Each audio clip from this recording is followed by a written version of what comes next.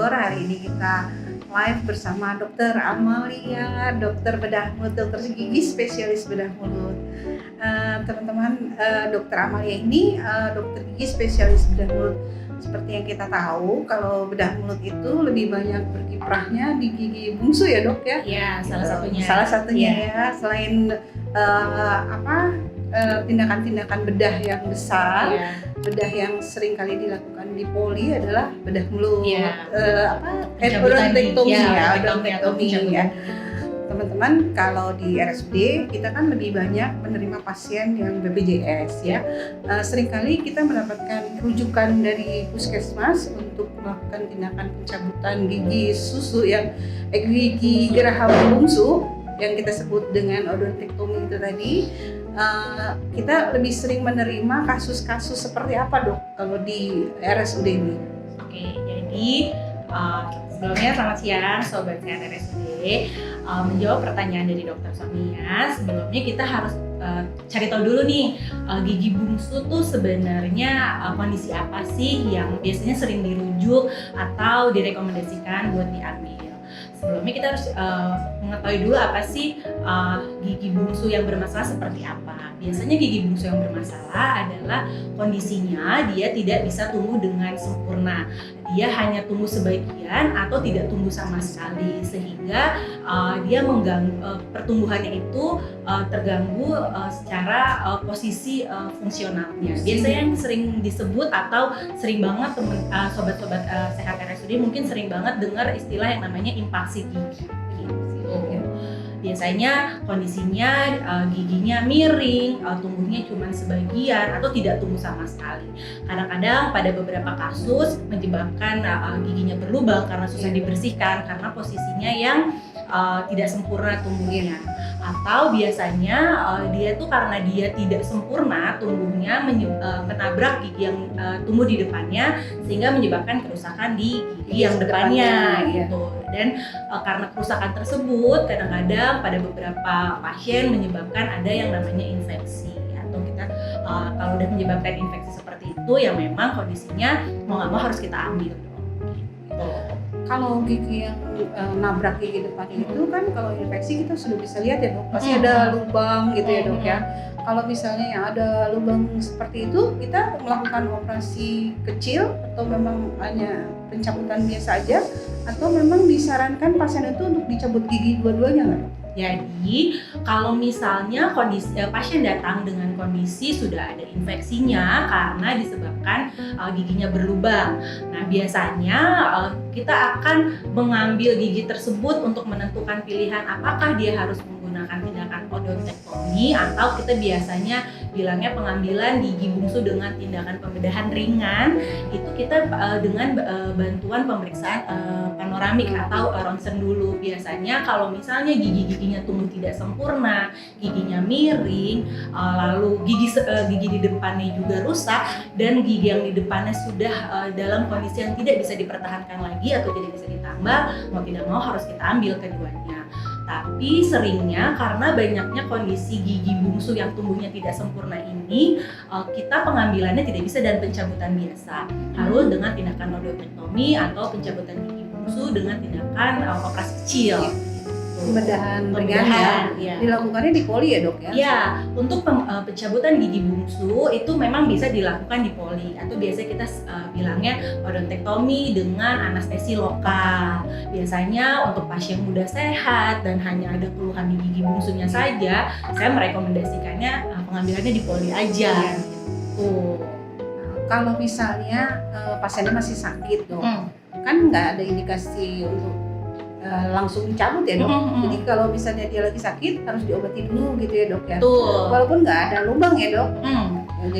Jadi gini, kalau untuk gigi bungsu dia ada keluhan sakit, kita harus lihat dulu dok. Iya. Pertama, pasien itu datang di usia berapa? kalau misalnya pasien itu datang di usia 17 sampai 21 tahun, di mana memang itu lagi fase gigi bungsu itu lagi tumbuh. Itu memang pasti akan menyebabkan adanya sakit ringan, rasa tidak nyaman, itu memang pasti ada. Kalau memang pada saat diperiksa tidak ada tanda-tanda infeksi, tidak ada gigi yang berlubang, ada baiknya kita abaikan dulu nih sampai usia 21 tahun ketika gigi bungsunya itu sudah tumbuh dengan sempurna. Tapi kalau misalnya pada perjalanannya walaupun usianya masih 17 sampai 21, tapi pada saat diperiksa ada yang namanya tanda-tanda infeksi, ada peradangan, ada gusinya kemerahan, atau bahkan kadang-kadang ada beberapa pasien yang karena infeksi tersebut sampai keluar cairan berwarna kuning. Kita mungkin awamnya bilangnya nanah ya. Itu harus segera diambil. Jadi nggak semua kondisi gigi bungsu pun harus kita langsung segera ambil tindakan buat melakukan pengambilan gigi tersebut. Jadi kita ngelihat dulu dari ronsep panoramiknya ya dok. Kalau misalnya ronsep panoramik yang menunjukkan ke arah infeksi atau posisinya udah pasti tidak mungkin dia muncul gitu. Mungkin itu indikasi untuk pencabutan ya, pembedahan ya. Betul. Kita melihat tetap dua, klinis dan penunjangnya. Gitu. Terus teman-teman di sini di IG banyak yang nanya dok, apa sih yang menyebabkan gigi bungsu itu miring itu tumbuhnya? Oke. Sebenarnya penyebabnya banyak, tapi paling sering adalah karena ukuran lengkung rahang kita yang tidak bisa menampung lah sejumlah gigi keseluruhan giginya. Biasanya ukuran giginya juga tidak harmonis, jadi ukuran lengkung rahang dengan ukuran giginya itu tidak harmonis. Nggak sesuai. Rahangnya kecil tapi giginya gede-gede. Giginya gede-gede bisa juga kayak gitu. Iya. Kalau di RSD kan kita dominan pasien BPJS dok. Gimana dok? Di cover nggak dok sama BPJS kalau operasi gigi bungsu ini? Oke, sejauh ini memang ada beberapa aturan yang untuk pengambilan gigi bungsu ini bisa nggak sih pakai BPJS, mana yang bisa di cover dan tidak bisa di cover. Memang sejauh ini yang pertama, apabila gigi tersebut secara klinis maupun secara gambaran dari foto ronsen adanya gigi berlubang, adanya tanda-tanda infeksi, itu bisa terlihat dari klinis maupun dari gambaran panoramik, itu bisa kita ambil. Mau posisinya seperti apapun itu bisa kita ambil, bisa di cover ya. Tapi dilihat juga nih, kalau misalnya usianya dia masih 16 sampai usia 21 tahun, nggak ada gambaran infeksi, hanya dalam dia sakit nih datang, tapi karena dia prosesnya memang di usia masa pertumbuhan, giginya lagi masa-masanya erupsi gigi, itu belum nggak bisa tuh kita cover gitu, karena dianggapnya karena dianggapnya itu kondisi yang alami kondisi alami, bukan suatu kondisi yang menunjukkan adanya sakit. Itu bukan karena infeksi, bukan gitu. Kalau BPJS kan harus yang sakit ya dok, yang memang menimbulkan sakit dan gangguan fungsi ya dok. Betul, gitu. betul. Jadi kalau misalnya ada juga mungkin yang pasien yang mau melakukan pemasangan orto yang harus dicabut gigi bungsunya juga, itu juga nggak bisa di cover BPJS ya dok. Itu nggak bisa, betul.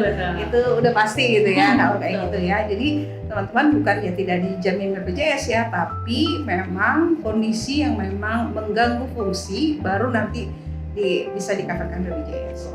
Terus kalau gigi yang tumbuhnya miring nggak harus selalu dicabut kan ya dok? Iya. Tapi kalau sakit tadi sesuai dengan umurnya ya, jadi pasien itu umurnya masih berapa gitu ya? Betul. Jadi kalau misalnya udah lewat 21 masih tetap terus sakit terus, mungkin harus dicabut. Tapi kalau masa pertumbuhan yang seperti tadi disampaikan tidak harus dicabut ya, betul. Tapi masih dalam observasi.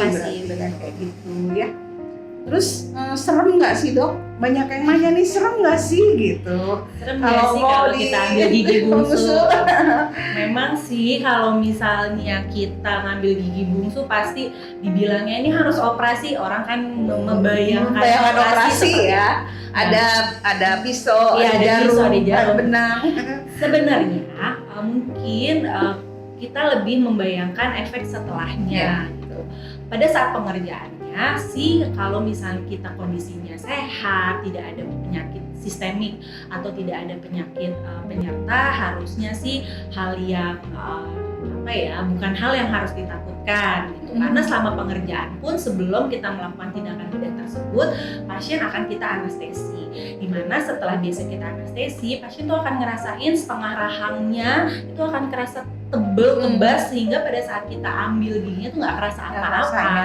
Mungkin waktu nyuntiknya aja ya, ada rasanya gitu. Sakit sih pada enggak? saat disuntik pasti ada rasa tidak nyaman. Ya, kayak ada yang dicubit tapi aja digusik tuh gimana ya? Itu deh pokoknya. Iya. Ada pertanyaan lagi, gigi bungsu apa harus selalu dicabut? Enggak ya, tadi udah dijawab ya. Betul. Nanti sesuai dengan usia kalian. Kalian berapa usianya? Kalau masih masa pertumbuhan sampai umur 21 tahun, berarti tidak harus dicabut. Jadi boleh berobat ke puskesmas atau ke klinik ya. Nanti untuk mendapatkan obat-obatan. Jadi selama masa pertumbuhannya itu akan diobservasi posisi giginya. Kalau mau yakin sih sebenarnya harusnya di panoramik aja ya, supaya bisa tahu kira-kira posisi giginya akan terus-terusan menimbulkan sakit atau tidak gitu. Mungkin seperti itu ya Dok ya. Mungkin itu, ada nggak lagi yang mau bertanya?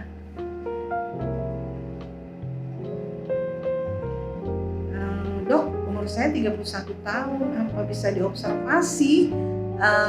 Mungkin kalau umur 31 tahun bisa mengunjungi klinik atau puskesmas terdekat ya untuk bisa diperiksa apakah harus diobservasi, apa dilakukan tindakan supaya bisa mendapatkan pemeriksaan secara komprehensif dulu ya Dok ya, untuk bisa menentukan kalau udah umur tindakan dulu ya. Tahun seperti ini, saya rasa kita kalau emang sering sakit, kita harus cari tahu dulu nih, penyebabnya apa? Iya, dia tumbuhnya miring menyebabkan giginya berlubang atau gigi tetangganya juga gigi depannya ikut berlubang gitu. Jadi kalaupun sakit, kalau setiap sakit intensitas nyerinya bertambah, ada baiknya tuh diperiksakan. Jadi jangan sampai datang udah dalam keadaan infeksi. Sebenarnya sakit itu adalah suatu sinyal yang paling dasar deh. Kalau misalnya ada sesuatu nih gitu, ada yang nggak beres. Jadi kalau udah timbul sakit, rasa tidak nyaman, kita periksakan aja, jangan ditunggu-tunggu ya. Jadi kalau teman-teman ngelihat giginya sepertinya utuh gitu, tapi belum tentu utuh itu. Iya, betul. Kalau giginya muncul seperti utuh tapi sering sakit, belum tentu utuh gitu ya. Kadang-kadang di dalamnya itu ada lubang yang nggak kelihatan ya Dok ya. Nanti bisa dilihat dari panoramik atau pemeriksaan dari dokter sendiri gitu ya. Tadi ada yang bilang katanya ketemu dokter Amalia jadi humble, jadi tidak takut nih katanya. Soalnya wah, ini memang gak diragukan lagi. Teman-teman sekalian, kalau mau ketemu dokter Amalia nunggunya aja udah lama ya, udah deg-degan ya, udah 3 bulan nunggunya, nanti saatnya ketemu pasti tidak akan deg-degan lagi. Nah, ada yang nanya lagi Dok, gigi saya seperti mengalami infeksi dan terkadang terasa nyeri, apakah baiknya dicabut atau tidak? Mungkin harus diperiksa dulu ya gitu. Kemudian ditanya lagi, apabila tidak dicabut apakah berbahaya? Kita tidak bisa bilang bahaya apa enggak ya sebelum diperiksa ya. Jadi sebaiknya diperiksa dulu nanti gitu ya. Pokoknya kalau misalnya ada keluhan itu ada baiknya sih memang diperiksakan terlebih dahulu. Soalnya kita nggak bisa nebak-nebak nih penyebab sakitnya tuh apa sih? Nggak semua bermasalah. Nggak semua sakit gigi semuanya penyebabnya gigi bungsu itu juga enggak. Jadi baiknya emang diperiksakan. Baik, masih ada nggak pertanyaannya? Nggak ada, udah nggak ada pertanyaannya. Jadi teman-teman, siang ini kita mendapatkan cerita yang cukup menarik ya.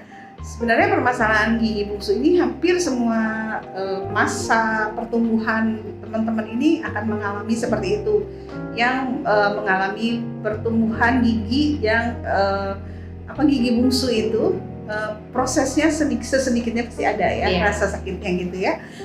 Tapi dengan pengetahuan kita untuk menyimak podcast kita hari ini, kita bisa tahu nih, namanya gigi bungsu itu tidak selalu harus dilakukan tindakan pencabutan atau operasi kecil itu.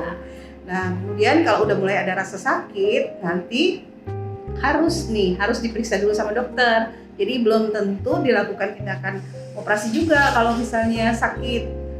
di masa 17 sampai 21, tapi setelah itu mungkin harus diperiksa lebih komprehensif dengan melakukan panoramik dan pemeriksaan secara fisik ya dok, Betul. pemeriksaan pada giginya. Kemudian kalau misalnya kelihatan giginya itu utuh, belum tentu giginya itu utuh, bisa jadi giginya itu ada infeksi yang tidak diketahui sehingga menimbulkan rasa sakit ya.